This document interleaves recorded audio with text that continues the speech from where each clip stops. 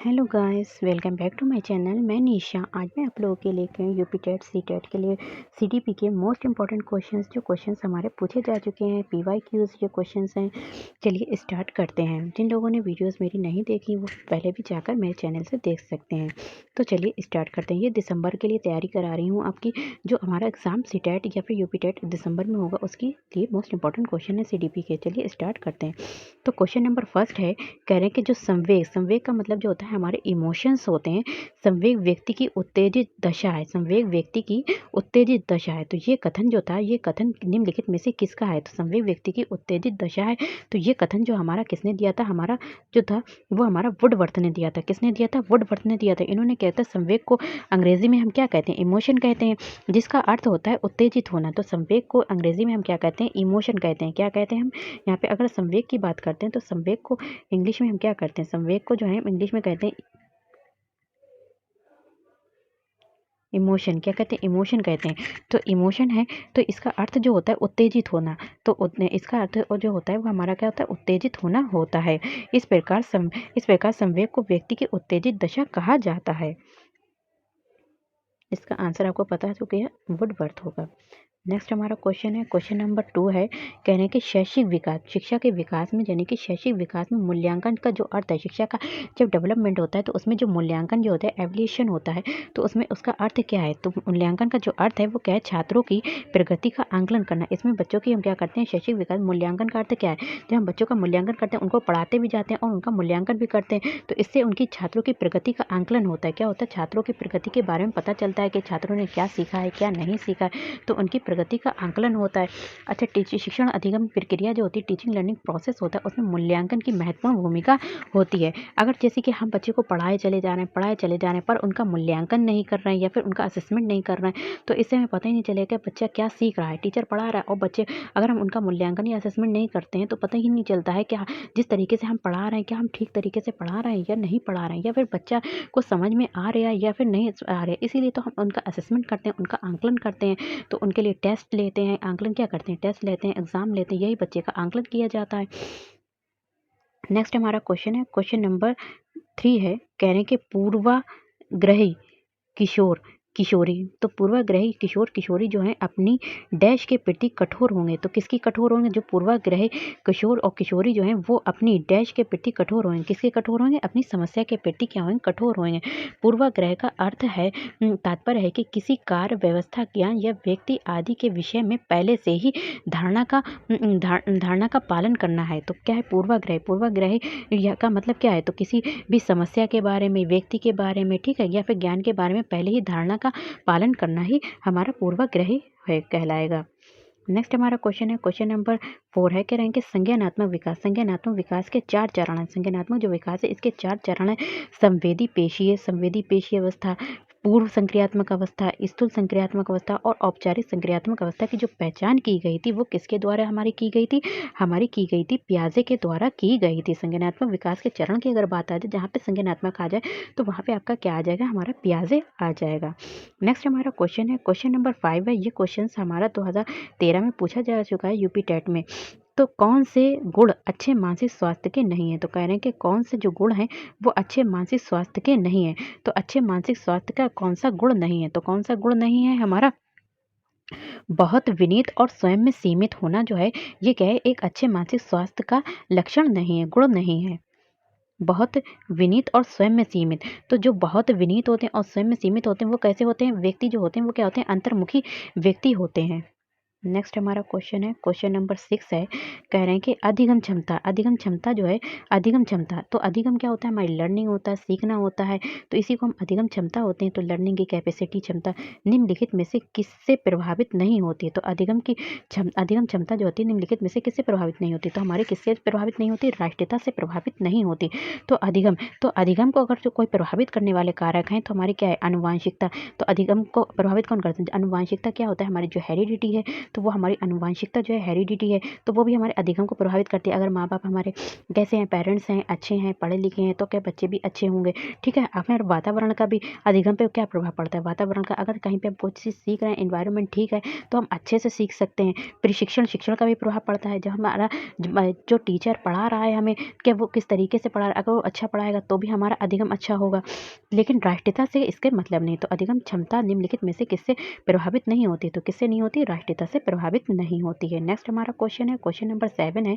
यहाँ पे कह रहे हैं कि किस किस अधिगम मनोवैज्ञानिक ने, कह रहे हैं कि कौन से अधिगम मनोवैज्ञानिक ने बाल अधिगम विकास में पुरस्कार, यानी कि यहाँ पे पुरस्कार की बात कर रहे हैं, तो पुरस्कार को महत्व नहीं दिया था। तो पुरस्कार को जो महत्व नहीं दिया था वो हमारा किसने नहीं दिया था, गुथरी ने नहीं दिया था। गुथरी ने किसने नहीं दिया था, आज पुरस्कार को महत्व नहीं दिया था, किसने नहीं दिया, गुथरी ने। तो गुथरी ने समीपता का सिद्धांत दिया था, और गुथरी ने इन जो सिद्धांत दिया था वो किसका दिया था, सिद्धांत दिया था समीपता का। गुथरी ने जो सिद्धांत दिया था वो किसका दिया था, एक सिद्धांत दिया था, समीपता का सिद्धांत दिया था। नेक्स्ट हमारा क्वेश्चन है, क्वेश्चन नंबर 8 है। यहाँ पे कह रहे हैं कि निम्नलिखित में से किस एक से शिशु के अधिगम को सहायता नहीं मिलती। निम्नलिखित में से किस किस एक से, कह रहे हैं कि किस शिशु के अधिगम, जो बच्चा जो होता है लर्निंग करता है, ठीक है, तो उसको सहायता नहीं मिलती। तो अनुकरण से भी सहायता मिलती है। बच्चा जो होता है, जब टीचर जो होता है पढ़ाता है, बच्चा उसको अनुकरण करके सीखता है, ठीक है, या फिर अपने पेरेंट्स को भी अनुकरण के बहुत चीज़ें अनुकरण करके यानी कॉपी करके सीख सकता है। अभी प्रेरणा से भी मतलब उससे सहायता मिलती है। अभिप्रेरणा किसी को देखकर मोटिवेट होता है, तो उससे भी उसको सहायता मिलती है। पुरस्कार से भी सहायता मिलती है। अब यहाँ पर बात आ रही है कि सहायता नहीं मिलती, तो स्कूल के बस्ते से जो है उसको सहायता नहीं मिलती है। नेक्स्ट हमारा क्वेश्चन है, क्वेश्चन नंबर 9 है। कहने के जो सौ केंद्रित अवस्था होती है, जो सौ केंद्रित अवस्था होती है वो बालक के कब से होती है, जो सौ केंद्रित अवस्था होती है वो बालक की हमारी कौन सी होती है, 3 से 6 वर्ष में जो होते हैं बालक जो होते हैं सौ केंद्रित होते हैं। तो शैशव अवस्था का जो आरंभिक चरण है वो अंतिम चरण जो होता है, शैशव अवस्था का जो शैशव अवस्था होती है वो हमारी कैसे, तो 0 से 2 होती। तो ज़ीरो से यहाँ पे जो अगर शैशवावस्था की बात करते हैं तो हमारे 3 से जो हमारे 3 से 6 तक जो हमारी शैशवावस्था मानी गई है, ठीक है, सौ केंद्रित अवस्था मानी गई। तो इसमें जो सौ केंद्रित अवस्था जो होती है, शैशवावस्था का अंतिम चरण 3 से 6 होता है, और जो शैशवावस्था होती है वो हमारी क्या होती है, अंतिम चरण जो होता है वो कितना होता है, 3 से 6 जो होता है शैशवावस्था का क्या होता है, अंतिम चरण होता है। तो अंतिम चरण होता है। इसमें बालक जो होता है स्वयं खुशी की चिंता करता है, खुद ही खुशी की क्या करता है, चिंता करता है। इसलिए क्या करते हैं, इसे स्व केंद्रित अवस्था कहते हैं। नेक्स्ट हमारा क्वेश्चन है, क्वेश्चन नंबर 10 है। कह रहे हैं कि माँ बाप के साय से बाहर निकल कर, क्या कुछ बच्चे होते हैं क्या करते हैं, ऐसी एक अवस्था आती है जब बच्चे जो होते हैं माँ बाप से चीज़ों को छुपाने लगते हैं। तो माँ बाप के साय से बाहर निकल कर अपने साथी यानी बालकों की संगत को पसंद करना संबंधित है। संगत को, तो माँ बाप के से वो कहते हैं माँ बाप यहाँ पर ना हो बल्कि हमारे साथी हों, तो उनके साथ क्या है, बालकों की संगत को पसंद करना संबंधित करते हैं, उनके साथ रहना बोलना पसंद करते हैं। तो ये जो होती है वो हमारी कौन सी कहलाती है, हमारी उत्तर बाल्यावस्था कहलाती है। कौन सी कहलाती है, उत्तर बाल्यावस्था कहलाती है। जो उत्तर बाल्यावस्था का टाइम पीरियड अगर बात करते हैं तो 9 से 12 जो है उसे हम उत्तर बाल्यावस्था भी कहते हैं, और इसे पूर्व किशोरावस्था भी कहते हैं। इसे क्या कहते हैं, पूर्व किशोरावस्था भी कहते हैं, पूर्व किशोरावस्था भी कहते हैं,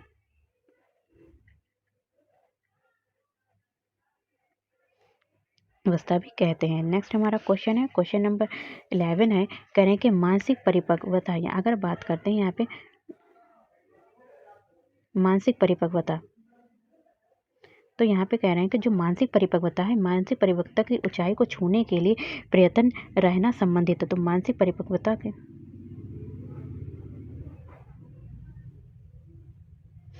क्वेश्चन नंबर 11 है कि मानसिक परिपक्वता की ऊंचाइयों को छूने के लिए प्रयत्नरत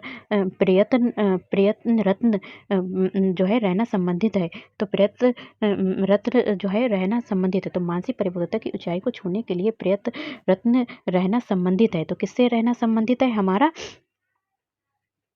किशोरावस्था से संबंधित है। इस अवस्था में बालक को नई समस्याओं और संवेगों का सामना करना पड़ता है। तो किशोरावस्था जो होती है वो सबसे हमारा कठिन काल होता है। किशोरावस्था जो सबसे हमारा तनाव की अवस्था होती है, तूफान की अवस्था होती है। तो इसमें जो था स्टैनले हॉल ने ये बताया था कि जो किशोरावस्था है वो हमारी कैसी है, तनाव की है, तूफान की अवस्था है। तो इस अवस्था में कह रहे हैं कि जो मानसिक परिपक्वता की ऊंचाइयों को छूने के लिए प्रयत्नरत रहना संबंधित है। किससे प्रयत्न रहना संबंधित है, हमारा किशोरावस्था से रहना संबंधित है। इस अवस्था में बालक को नई नई समस्याएं आती हैं, नए नए संवेगों का क्या होता है, सामना करना पड़ता है। नेक्स्ट हमारा क्वेश्चन है, क्वेश्चन नंबर 12 है, कह रहे हैं कि सीखने का प्राथमिक मूलभूत नियम, जो सीखना हमारा लर्निंग है, इसका प्राथमिक मूलभूत नियम जो है वो संबंधित है। तो हमारा किससे संबंधित है? तत्परता से संबंधित है। किससे संबंधित है? हमारा तत्परता से संबंधित है। तो आज थॉर्नडाइक ने सीखने के 3 नियम दिए थे। तो थॉर्नडाइक ने, जहाँ पे अगर थॉर्नडाइक की बात आती है, यहाँ पे सीखने के जो नियम की बात आती है, तो वो किसने दिए थे? तो हमारे किसने दिए थे? थॉर्नडाइक ने दिए थे। किसने दिए थे? थॉर्नडाइक ने दिए थे। और इन्होंने कितने दिए थे? सीखने के 3 नियम दिए थे। एक तो तत्परता का नियम दिया था, दूसरा इन्होंने दिया था प्रभाव का नियम। क्या दिया था? हमारा प्रभाव का नियम दिया था, ठीक है, प्रभाव का नियम दिया था। और तीसरा इन्होंने दिया था, क्या दिया था? अभ्यास का नियम। तीसरा हमारा था अभ्यास का नियम। अभ्यास का नियम दिया था। नेक्स्ट हमारा क्वेश्चन है, क्वेश्चन नंबर 13 है, कहने की सीखने की प्रक्रिया को प्रभावित करने वाला कारक है। जो सीखने की प्रक्रिया, जब हम कभी भी चीज़ लर्निंग करते हैं, सीखते हैं, उसको प्रक्रिया को प्रभावित करने वाला जो कारक है, तो वो सीखने की प्रक्रिया को प्रभावित करने वाला कारक जो है वो क्या है? हमारे सभी हैं। तो अनुकरण भी है, प्रतियोगिता भी है, प्रशंसा एवं निंदा भी है। तो ये सभी जो है सीखने की प्रक्रिया को प्रभावित करने वाले कारक हैं। नेक्स्ट हमारा क्वेश्चन है, क्वेश्चन नंबर 14 है, कह रहे हैं कि बालकों को सीखने में प्रेरणा, बालक जब होते हैं सीखते हैं, उसमें जो होती है प्रेरणा को, बालकों के सीखने में जो प्रेरणा है, मोटिवेशन है, ठीक है, प्रेरणा को किस रूप में उपयोगी माना जाता है? जब बालक सीखते हैं, अगर उनमें प्रेरणा नहीं है, मोटिवेट नहीं है, तो वो नहीं सीख पाए। तो बालकों के सीखने में जो प्रेरणा को किस रूप में उपयोगी माना जाता है? तो किस रूप में बालकों की प्रेरणा को उपयोगी माना जाता है? तो किस रूप में माना जाता है? हमारा उपरोक्त सभी बालकों की व्यक्तिगतता का आदर करना, पुरस्कार एवं दंड देना, ठीक है, प्रशंसा एवं भर्त्सना, तो भर्त्सना, प्रशंसा एवं भर्त्सना के बारे में। तो ये सभी क्या है? हमारे बालकों के सीखने में प्रेरणा को किस रूप में उपयोगी माना जाता है? तो सभी में, उपरोक्त सभी में उपयोगी माना जाता है प्रेरणा को। नेक्स्ट हमारा क्वेश्चन है और लास्ट क्वेश्चन रहेगा। अगर बात करते हैं, यहाँ पे एक क्वेश्चन है, जो प्रेरणा, तो जो प्रेरणा होती है हमारी, जो मोटिवेशन या प्रेरणा या फिर अभिप्रेरणा, मोटिवेशन जो होता है वो 2 तरीके का होता है। एक तो सकारात्मक होता है, सकारात्मक होता है, ठीक है, और एक होता है नकारात्मक होता है। तो अगर जैसे कि बालक को सकारात्मक, अगर हमने उसकी प्रशंसा कर दी, ठीक है, उसकी तारीफ कर दी, प्रशंसा कर दी, तो ये हमारा सकारात्मक में आ जाएगा। नकारात्मक में अगर हम उसको दंड दे रहे हैं या मारपीट कर रहे हैं, तो ये हमारा नकारात्मक प्रेरणा में आ जाएगा। नेक्स्ट हमारा क्वेश्चन है, क्वेश्चन नंबर 15 है, कहने के कक्षा में विद्यार्थियों को अधिगम के लिए प्रेरित करना है। अभी एक क्लासरूम है, उसमें विद्यार्थियों को हम क्या करें? लर्निंग के लिए क्या करेंगे? प्रेरित करने हेतु किस युक्ति का अनुप्रयोग आप नहीं कर सकते हैं? तो कक्षा में जो है विद्यार्थियों को अधिगम लर्निंग करने के लिए हम किस के लिए प्रेरित करने के लिए हम चाहते हैं कि बच्चे जो है वो अधिगम के लिए प्रेरित हो, अधिगम को सीखने के लिए प्रेरित हों, उसके लिए किस युक्ति का अनुप्रयोग आप नहीं करते? तो हम किस युक्ति का अनुप्रयोग नहीं करते हैं? तो उनकी अत्यधिक प्रशंसा करना। बच्चों की क्या करते हैं? उनकी अत्यधिक प्रशंसा करना। जब बच्चों की हम ज़्यादा से ज़्यादा प्रशंसा करते हैं, तो बच्चों का फिर मन नहीं लगता है, उनको फिर वो ज़्यादा कोशिश नहीं करते हैं पढ़ने की। तो इसलिए हमें उनकी अत्यधिक प्रशंसा नहीं करनी चाहिए। तो वीडियो पसंद आए तो like, share, subscribe my channel. Thank you. Have a nice day.